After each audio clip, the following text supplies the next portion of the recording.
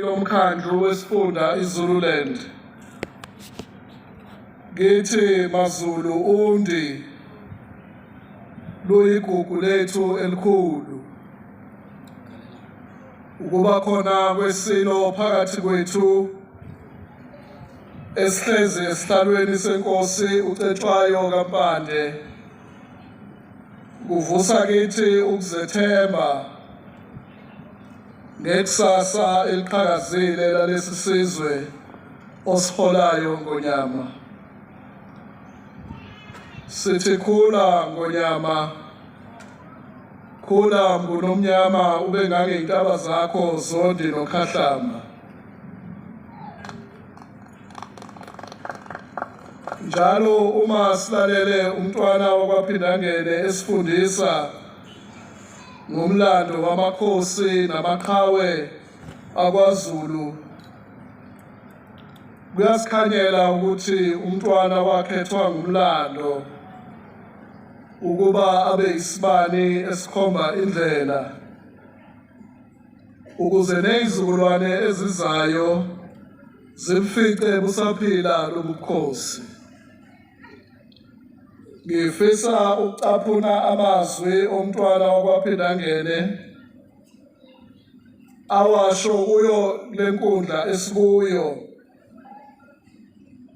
ngonyaka ka-April 1985 ngosuku okwakuvulwa ngalo silo lendawo yamagugu esikuyo namhlanje.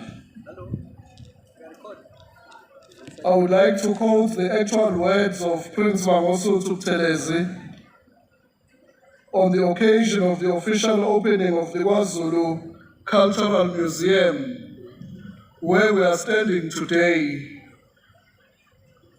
In narrating the impact of the Anglo-Zulu War on the Zulu Kingdom, this is what Prince Buthelezi said, and I quote,